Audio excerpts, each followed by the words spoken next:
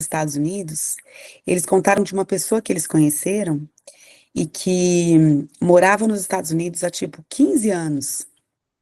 Trabalhava lá, vivia lá, estava tudo lá e não falava inglês. Eu falei, ah, não é possível. E a gente estava falando a respeito de falar inglês, né? Que eu vivo querendo falar inglês, fico fazendo Duolingo, tentando aí, né, melhorar um pouquinho, aumentar o vocabulário e tal. Aí eles falaram, não, a pessoa morava lá e não falava inglês. Eu, gente, mas como assim não fala inglês? Não fala. Eu falei, como é que ela consegue ganhar dinheiro? Como que consegue fazer negócio? Ah, às vezes fala assim, o mínimo do mínimo, consegue entender um pouco, mas não tem nenhuma fluência, não domina nada do inglês, não pode dizer que fala inglês, provavelmente fala menos que eu. Eu falo, gente, isso é muito esquisito. Mas sabe o que que uma situação assim me ensina? Sabe o que que a gente reflete quando ouve uma situação assim? Que, gente, algumas coisas na vida, por mais disponíveis e acessíveis que elas sejam, você tem que querer. Ninguém é obrigado a nada. Você não é nem obrigado a entrar no mar se você morar na praia. Também não é obrigado a falar inglês só porque você mora num lugar onde todo mundo fala inglês. E do mesmo jeito que a gente se espanta quando escuta uma história dessas ou uma coisa dessas, a gente se espanta, ou talvez não se espanta, mas deveria se espantar, quando ouve uma pessoa que fala, não, eu sou adventista, quem sabe, desde que eu nasci em berço adventista. E eu nunca levei uma pessoa ao batismo, por exemplo. Meus pais são adventistas, minha família é adventista, todo mundo é adventista, e eu não conheço, por exemplo, a profecia das 2.300 tardes e manhãs. É louco isso, é doido isso, porque você fala assim, como pode? A pessoa tá ali, tá vendo, tá vivendo, tá ouvindo, e, e por que não? Porque para certas coisas acontecerem na nossa vida, não é automático, gente, não é automático. Por mais simples e fáceis, ou por mais acessíveis que as coisas pareçam, tem coisas que se você não der autorização, se você não revelar a vontade, o desejo, se você não abrir seu coração para que elas aconteçam, elas não vão acontecer. Em 2021, eu tive a oportunidade, o privilégio, a alegria de estar no IABC. Foi bem na época onde a pandemia ainda estava assim, né, bem intensa. Então, nós tivemos que ficar de quarentena lá alguns dias para depois poder entrar em contato com os alunos. Então, nós passamos cerca de 18 dias no IABC, né? E foi muito especial, foi muito bom. É, mas foi estranho perceber. Aí eu fiz visitas, né, nos quartos das meninas e tal, e conheci as meninas. E chocou um pouquinho também na ocasião conhecer várias meninas que não estavam felizes, não, não gostavam de ir para a igreja, nem acreditavam em Deus. E isso se dava com os meninos também. E em contrapartida, a gente encontrava muitos outros que diziam: Nossa, esse lugar aqui tem Deus. Eu ando aqui, eu vejo Deus aqui. Nossa, eu sou muito feliz de estar aqui. Então, tem coisa que aí quando a gente fala, por exemplo, em consagração, santificação, parecem termos tão teológicos, parecem termos assim tão, né? Nossa, e gente, a santificação, a consagração. Então, começaremos pela consagração, né? A consagração nada mais é do que a aproximação de Deus, da sua palavra, da sua vontade. Nada mais é do que a permissão para que Deus e o Espírito Santo habitem a nossa vida, o nosso coração. A nossa consagração, ela se dá por meio da nossa exposição ao Espírito Santo, a nossa exposição à palavra de Deus. Ah, mas esse negócio de santificação, você vai ser santo. Aí fica, não vai pensar o que é, a gente meio esquisita, não conversa com os outros, é santo, né? E a Bíblia tem inúmeros versículos falando de santidade, e quando a Bíblia fala de santidade, ela não está falando de gente esquisita. Ela está falando de pessoas que foram separadas por Deus para um propósito, que receberam informação privilegiada da parte de Deus, receberam informação privilegiada. Por quê? A gente pode se considerar que recebeu com informação privilegiada? Podemos. Opa, nós, adventistas do sétimo dia, sabemos e conhecemos coisas que praticamente, gente, olha, pouquíssimas pessoas no mundo sabem. Ah, mas é porque as outras pessoas nem querem saber. É que tem coisa que para você entender, para você assimilar, você precisa permitir que Deus transforme a sua mentalidade. Você precisa deixar que ele coloque a mente de Cristo, sabe? E ter a mente de Cristo, ou ter esse olhar, não é uma coisa esquisita, não. Não faz da gente uma pessoa esquisita. Faz da gente uma pessoa melhor. A consagração é intimidade com o Senhor. É familiaridade com a palavra dele, com a presença dele, com as coisas que são dele. E é a inimizade com as coisas ruins, com as coisas do mundo, e a familiaridade com as coisas de Deus. E isso não faz a gente ninguém esquisito, não. Porque a gente continua vivendo aqui nesse mundo, a gente continua trabalhando aqui, a gente continua necessitando de algumas coisas aqui, empreendendo algumas coisas aqui.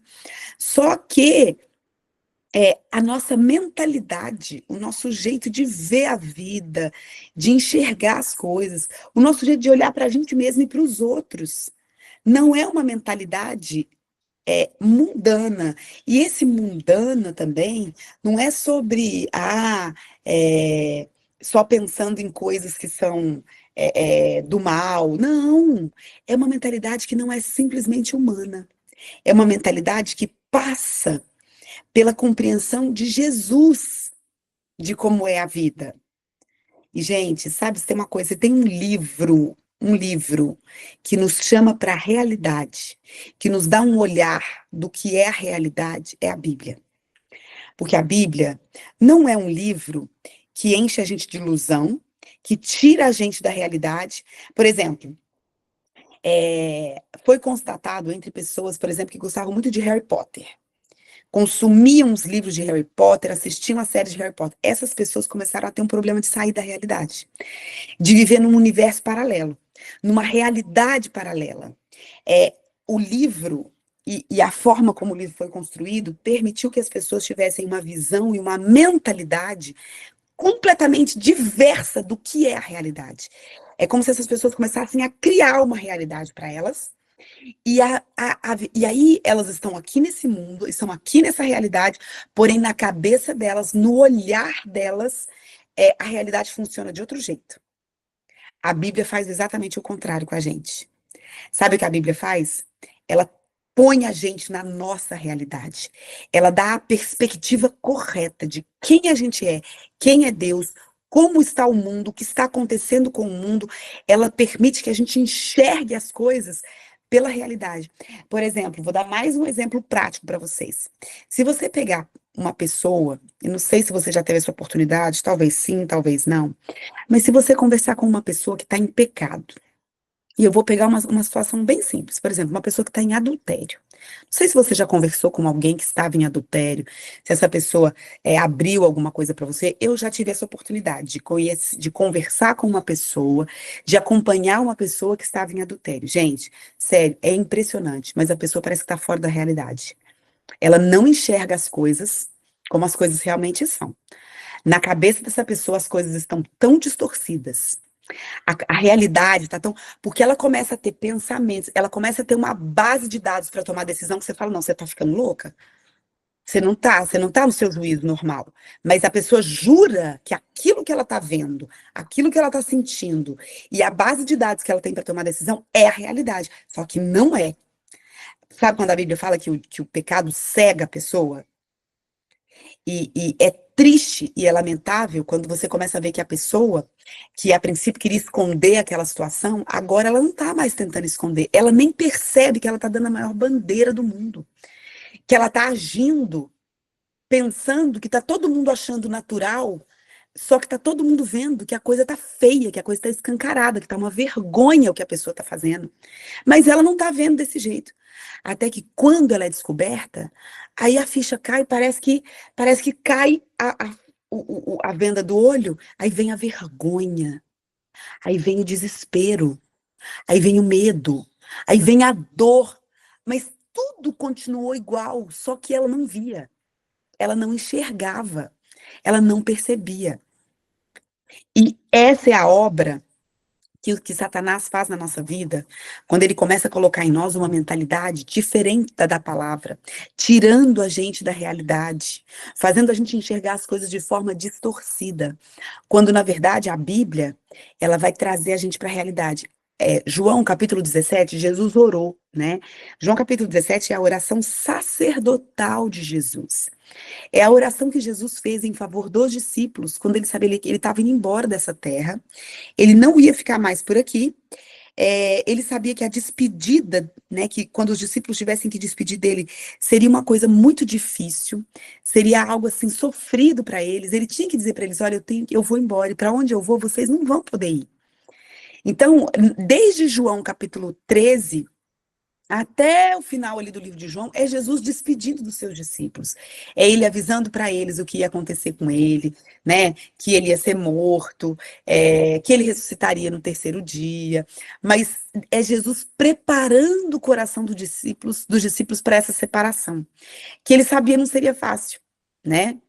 É, e aí, na verdade, é isso mesmo.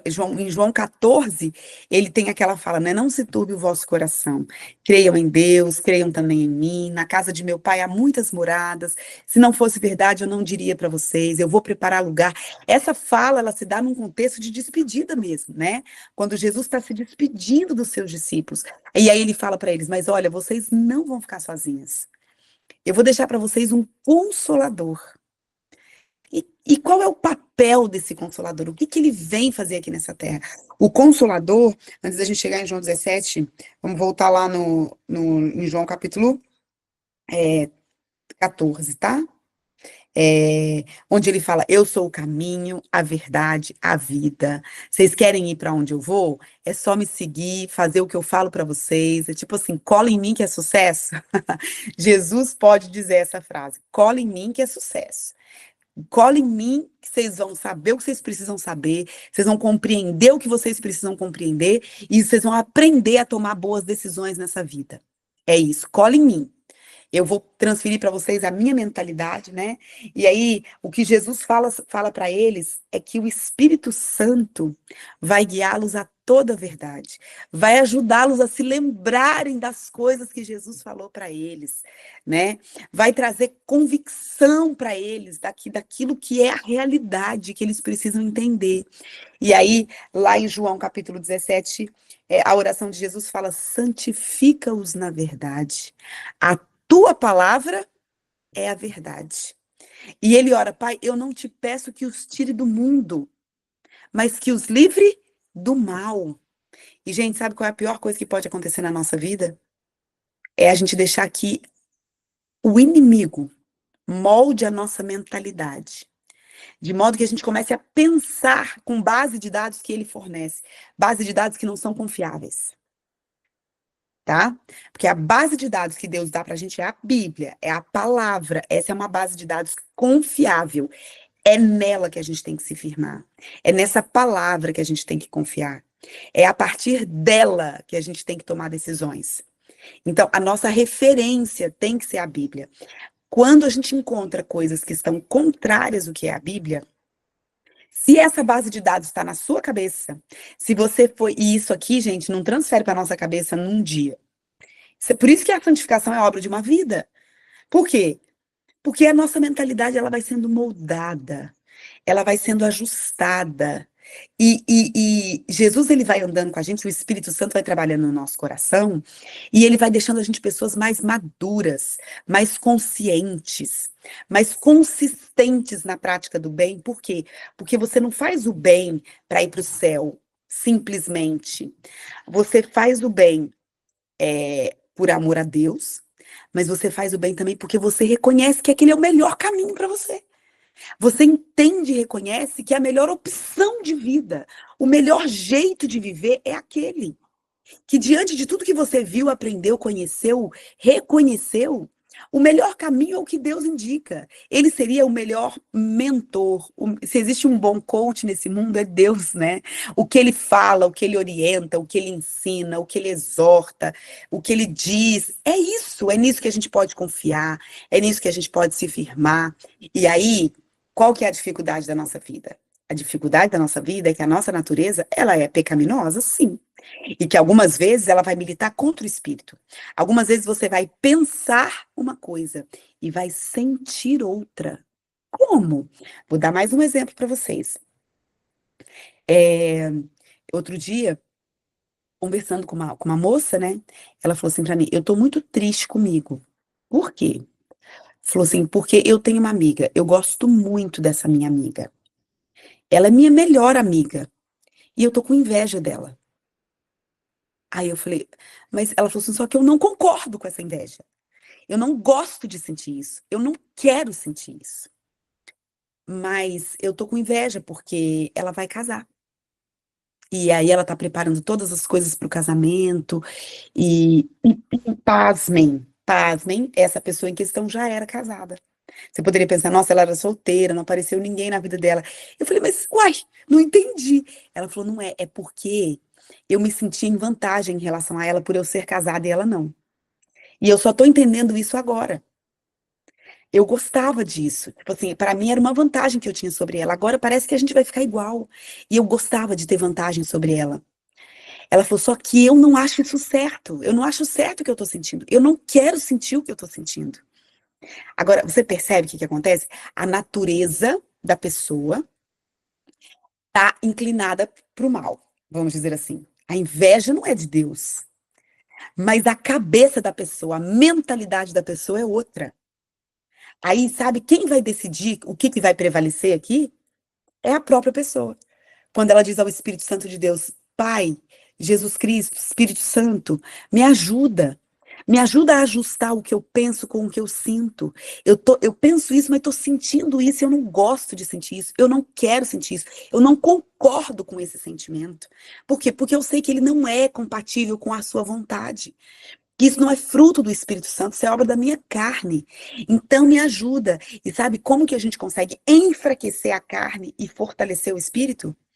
Quando a gente não dá vazão à carne e não age de acordo com a carne, mas age de acordo com o espírito. Às vezes você tem que agir contrário à sua vontade, mas de acordo com a sua consciência. Eu vou dar mais um exemplo. Por exemplo, um casal, um jovem casal de namorados, qual é o desejo deles? É manter relações sexuais, mesmo não estando casados. Essa é a vontade, essa é a inclinação. E ok eles terem vontade, porque tá tudo bem com eles. Ter vontade é muito natural. Um homem e uma mulher que se amam, que têm atração sexual e que planejam o casamento, é natural ter relação, ter atração sexual, não relação, tá? Atração. Ter atração. E tá tudo bem, estão saudáveis, que bom que eles têm. A grande questão é quando isso vai acontecer. Então, fiquem felizes porque estão se sentindo atraídos sexualmente, planejando casar, e daqui a pouco vocês vão poder viver isso. Mas aí, o que que vocês vão fazer? Vão procurar, pelo poder do Espírito Santo, evitar situações que vão colocar vocês mais em consentimento com a carne do que com o Espírito. Porque o sexo é de Deus, isso vem do Senhor para nós, mas ele reservou o casamento para a gente viver isso. Então, pelo poder do Espírito Santo, pela consagração, né? A gente vai buscar fazer o que é a vontade de Deus. E, gente, eu tentei traduzir essa questão da santificação e da consagração para não parecer que são termos muito distantes da nossa vida. É coisa de beato, é coisa de eremita, é coisa de gente que não conversa com ninguém. Não, gente. Nós fomos separados por Deus, sim, para um propósito. Recebemos informação privilegiada. E isso tem que fazer com que a nossa vida que a gente vive aqui, a nossa convivência com as pessoas e o fruto que a gente manifesta na nossa vida seja compatível com isso. E não que a gente vai viver separado, distante e vai ser uma pessoa esquisita. Não, não se trata disso, né? Aí a Bíblia vai dizer lá em Gálatas, no capítulo 5, isso aqui, gente, é, é, é como é que eu vou falar? É um inventário, vamos dizer assim, é um inventário das obras da carne e das obras do espírito, né? E aqui, olha que interessante, né? 5 capítulo 19, que a gente está bem acostumado com isso aqui. Quando seguem os desejos da natureza humana, os resultados são extremamente claros: imoralidade sexual, impureza, sensualidade, idolatria, feitiçaria, hostilidade, discórdias, ciúmes, acessos de raiva, ambições egoístas, dissensões, divisões, inveja, bebedeiras, festanças desregradas e outros pecados semelhantes.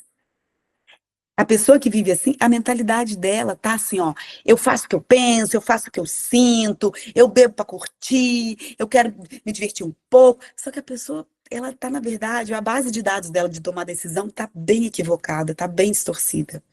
Aí, o próximo passo é, mas o espírito produz este fruto. Qual é o fruto do espírito? E aí, gente, não são os frutos. É o resultado da ação do Espírito Santo no coração. Algumas pessoas vão entender que o fruto do Espírito é o amor. E tudo que vem depois é resultado do amor. E faz muito sentido, porque ela não diz os frutos do Espírito. A Bíblia diz o fruto do Espírito, é amor. E como que o amor se revela? Alegria, paz, paciência, amabilidade, bondade, fidelidade, mansidão e domínio próprio. Contra essas coisas, não há lei. Certo? Agora, o que que produz isso na minha vida, no meu coração? Primeiro eu penso, depois eu sinto. A Bíblia passa a fazer parte da minha mente, do meu coração. A minha mentalidade é moldada e formada pela palavra. E a ação do Espírito Santo em mim faz com que eu ame as pessoas e haja assim, e viva assim. E isso aqui não é ser esquisito. Isso aqui é ser agradável. Isso aqui é ser inteligente. Isso aqui é ser assertivo, tá? Isso aqui é ser saudável. É isso, é sobre isso. É ter controle emocional. É isso. Isso aqui é sobre ser referência para as pessoas que estão perdidas, desesperadas, não sabem o que fazer, né? Isso é sobre você conviver com um monte de gente, às vezes ser diferente deles sim, pensar diferente deles sim, mas quando eles precisam de um conselho, é em você que eles pensam. Quando eles precisam de uma oração, é para você que eles pedem. Quando eles precisam de referência, é a você que eles buscam. Por quê? Porque por mais que você não beba, não viva na bagunça, por mais que você não tenha esse discurso de eu faço o que eu quero, vivo do jeito que eu quero, essa coisa toda que, gente, enfim, quando precisa de serenidade, de discernimento, de sabedoria, você é a referência. O cristão é a referência. Aquele que vive de acordo com a vontade de Deus é a referência. Por quê? Porque a mentalidade dele é moldada de acordo com a palavra. E a palavra é a verdade. Santifica-os na verdade. A tua palavra é a verdade. É a verdade sobre tudo. E o que a gente precisa é buscar essa palavra e deixar que ela molde o nosso coração. E pela ação do Espírito Santo, que a gente vai autorizar a agir na nossa vida, porque o Espírito Santo foi dado? Foi dado. Mas sabe o que que ativa o Espírito Santo em nós? É a palavra. É como você morar na beira do mar. Mas para você desfrutar disso, você tem que dar seus passos. Você tem que ir até lá. Não adianta morar na beira do mar. Você tem que ir até a praia. Você tem que entrar, né? Eu gosto da metáfora do mar. Minha mãe, quando eu era criança, cantava uma música e falava assim: é, sem pecado tu estás, Jesus Cristo te diz, no céu quero ver você. Não sei quem lembra essa música. Bem mais amplo que o céu, mais profundo que o mar. De Cristo Jesus é o amor. Aí eu vejo o mar e eu penso, gente, o amor de Deus é como o mar. Qualquer um pode entrar. Qualquer um pode desfrutar. E se você estiver na praia, você vai ver que tem gente pobre ali, que tem gente rica, tem gente preta, tem gente branca, tem gente azul, amarelo, tem gente de cabelo rosa, tem gente de piercing, tem gente de tatuagem. Qualquer um tem crente. Pode entrar e pode conhecer o amor de Deus. Ele é disponível. Ninguém pode cobrar ingresso para ir na praia. Não é assim? Não pode. O mar é lindo e ele está lá. Quem quiser pode entrar. O amor de Deus, a palavra de Deus, o conhecimento de Deus é isso. É sobre ir até Ele e receber aquilo que está para nós disponível, tão abundante como o mar, tão abundante como o mar, né? Que o Senhor nos abençoe, que a nossa vida e a nossa realidade seja uma realidade de busca a cada dia. Que a gente permita que Ele faça morada na nossa vida, no nosso coração, trabalhe a nossa mente, transforme a nossa mentalidade numa mentalidade que conhece a verdade da palavra, a verdade de quem somos, a verdade de quem Ele é, a verdade do que está acontecendo nesse mundo, o que está acontecendo com a gente, a verdade de que em breve Jesus vai voltar. E só Ele e o poder do Espírito Santo vão poder colocar isso na nossa cabeça à medida que a gente permitir, à medida que a gente deixar, à medida que a gente autorizar, à medida que a gente quiser se expor a isso, né? E Ele nunca vai perder a oportunidade. Que Deus abençoe, nos dê um ótimo sábado, um dia feliz na presença e na companhia de Deus e do Espírito Santo. Vamos orar? Nosso maravilhoso Deus, nosso Pai querido, Senhor, obrigada porque o Senhor nos dá a oportunidade todos os dias de nos banharmos nas águas do teu amor, de nos fartarmos, ó Deus, no banquete da tua palavra, da tua verdade, que é capaz, Senhor, de discernir, sim, os desejos do nosso coração, é capaz, sim, Senhor, de corrigir a nossa rota, e a gente precisa de correção, a gente precisa de orientação, e é capaz, Senhor, de nos dar uma mentalidade que é parecida com a sua, ajustando o nosso foco, a nossa visão daquilo que nos cerca e nos dando, Senhor, condições de tomar decisões melhores, sejam as decisões pequenas ou as maiores decisões que a gente precisa tomar, porque a tua palavra é confiável.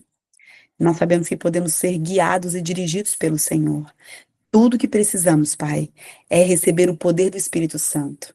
É à medida que a gente entra em contato com a Sua palavra, que o Espírito Santo que o Senhor nos deu seja ativado em nós e que esse poder nos leve a ter uma vida diferente, uma vida que vai ajudar outras vidas, como uma luz que brilha no meio de um mundo que está perdido, um mundo sem direção, sem orientação, um mundo, Senhor, enganado, equivocado, mas que ao permitirmos a sua ação na nossa vida, as pessoas olhem para nós e encontrem direção, encontrem orientação e saibam que existe alguém em quem elas podem confiar.